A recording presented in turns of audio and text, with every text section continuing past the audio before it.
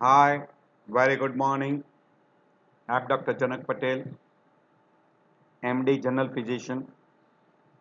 I'm not a cardiologist. Today we'll be discussing on one of the another interesting topic. In these disorders, very frequently there is an association of congenital heart disease, which can be cyanotic or acyanotic heart disease. So we'll be talking about what we call as a Down syndrome, which is quite commonly seen in your everyday practice. So we'll be talking on that particular variety. It is called trisomy 21. So there are, instead of two chromosomes, there is a third additional chromosomes at 21 position. So it is a partial or complex or complete extra copy of chromosome 21 resulting into trisomy 21, and that is associated with short stature, typical facial features, mild to moderate physical and cognitive impairment, increased risk problem of congenital heart disease, respiratory disorders, digestive disorders, hearing disturbances, visual disturbances, abnormality of thyroid glands, etc. There are a lot of associated abnormality in a body. So you can clearly see that everywhere there are two pairs of chromosome, and in 21 now there are three. So that's why it is called trisomy. Three chromosomes, one additional chromosomes. Instead of 46, it is 47 chromosomes. So at 21 position, there is one additional chromosome. And depending upon that, it is called trisomy 21, which is accounting for 95% of Down syndrome. You can have mosaicism 1 to 2%, and translocation in 3 to 4%. Partial copy or 3 copy in some but not in all cell. That is called mosaicism. So these are the three variety, but the most common variety is trisomy 21. So an additional extra chromosome, complete copy of an additional chromosome in all cells, then we call trisomy 21.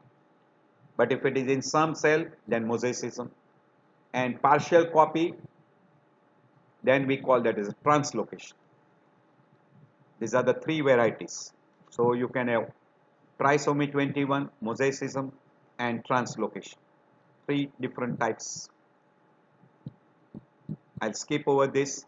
This is showing you how exactly you get a possibility of permutation combination. We call trisomy 21, normal, monosomy, or you can have translocation, different varieties. Which persons are more prone to? Advanced maternal age, then woman who has already child with a Down syndrome will have a high chance of having a second child also with a Down syndrome. As the age advances, see the incidence. At the age of 35, 1 in 385.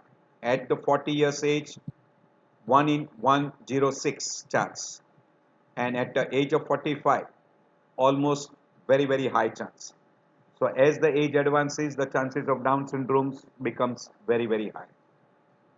And parents who are a carrier of translocation, then they are more prone to have Down syndrome. So advancing age, previous child with a Down syndrome, and carrier. This three becomes the highest risk factor for having a child with Down syndrome. You can see the incidence as the age advances, the incidence of Down syndrome becomes higher and higher. Higher the age, see at the 49 to 50 years age, 1 in 12, chance becomes very high. What are the clinical features? There are some features in the facial appearance, skeletal, eye, organs, etc. We'll be going through all. There is a flat face, flat nose, short neck, poor muscle tone, small mouth, sometime with macroglossia, that is large tongue. There are small ear, fingers are short. There is an epicanthal fold, upward eye that may have a small fold called epicanthal fold at the inner corner. Typical Mongolian features we call. White spot in the iris. In the iris part, you will get a white spots. There is typical Mongolian folds. Brucefield spots in the eye. Flat depressed nasal bridge, macroglossia. Small chin, it is called as a microgenia. Small ear. Single palmar crease called simian line. High number of ulnar loops, etc. Delayed milestones, hypotonia, excessive joint laxity, atlantoaxial instability can be seen in some person, excessive space between first and second toe, growth parameter, that is height and weight, are usually less, head circumference is smaller than normal children, short stature, average height is 5 feet to 1 inch in a male, and in a female 4 feet 9 inches for female. Some may be even shorter than this. So these are the changes in head and neck. These are in extremities. Put together, brachycephaly, that is small size head, up slanting palpable fissure, that is Mongolian features, epicanthal fold, Brucefield spots in iris, flat nasal bridge, folded dysplastic ears, open mouth, macroglossia, protruded tongue, short neck, excessive skin at the nape of the neck, in extremities, short broad hand, short fifth finger, incurved fifth finger, transverse single palmar crease, space between first and second toe is more, hyperflexibility of the joint. This is separated out into head and neck deformity, extremities deformity. So same thing is shown here. You can see a typical Mongolian features, and IQ is reduced.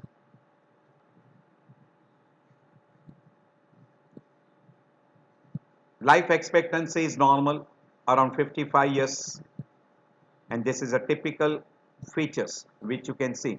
These are all the common photographs you might have seen in different programs, TV, etc. These are common pictures you see commonly in those particular programs. They come very commonly in those particular things. As far as mandible is concerned, there will be abnormal dentitions. Teeth could appear different sequence, and maxilla will be narrow, and so there will be malposition of different teeth. That is quite common. As far as growth is concerned, we already told you stunted growth or reduced growth rate, delayed milestones, birth weight is less, obesity is greater than in a normal person, weight is less than expected for a length of infants, and there is an increase disproportionately so that they are looking obese by the age of 3 to 4 years, because height does not increase, but there is a gradual increase in the weight. Very frequently they are associated with some of the abnormalities, and the most common abnormality is congenital heart disease, hearing disturbances. They are very much prone to Alzheimer's disease, that is CNS, leukemias, thyroid dysfunctions, etc. There are many more. As far as heart disease is concerned, 50% of the Down syndrome will be having heart disease, and the most common is VSD, ASD, PDA, and atrioventricular septal defect we call acyanotic heart disease. Another group can have a cyanotic heart disease like tetralogy of Fallot. Another common is mitral valve prolapse, aortic regurgitation, mitral regurgitation. So these are common. Almost 50% of the Down syndrome will have congenital heart disease. As far as cognitive function is concerned or mental function is concerned or behavior is concerned, they are having a low IQ, mentally retarded, delay in speech, language problem, auditory short-term memory, memory is also affected, repetitive or compulsive behavior is common, depression, mood lability is quite common, Alzheimer disease is also common, autism is also seen in person with Down syndrome. GI abnormality is seen only in 5% of the cases. The most common GI abnormality is a duodenal atresia, or you can have an annular pancreas, imperforated anus, esophageal atresia, tracheoesophageal fistula, Hirschsprung disease, GERD, etc. We have told you as far as the skin disorder is concerned, hyperkeratosis, seborrheic dermatitis, lot of fissures in tongue, cutis marmorata, geographical tongue, xerosis, etc. are seen in skin disorders. In thyroid, hypothyroidism is very common. He can have sleep apnea, obesity, infantile spasm, and they can also have immune deficiency disorders, and there is also a chance of leukemia. So among malignancy, lymphoblastic leukemia, myeloid leukemia, and testicular cancer is quite common. Nervous system wise, we have already told you that Alzheimer disease, dementia, mental retardation, we have already shown you all these disorders which are quite common. Thyroid disorders, hypothyroidism is more common than hyper, and sometimes they can come across with type 2 or a type 1 diabetes mellitus. They will also have a defect in spermatogenesis, premature birth, miscarriages, difficulty in different stages of labor, and difficulty during coitus. This will be leading to high chance of infertility. As far as eye problem is concerned, refractive error is very common, almost in 35 to 75% of the time. Strabismus is also common in 25 to 60% of the group. Nystagmus, cataract in a newborn is seen almost in 5%.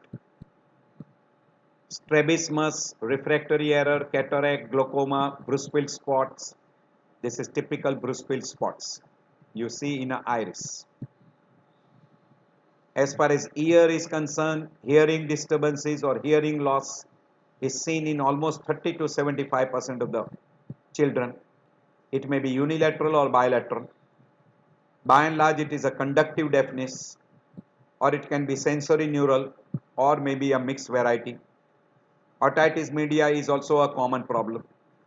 So you can see that person can have an eye problem, ear problem, endocrines, GI tract, CNS problem, congenital heart disease.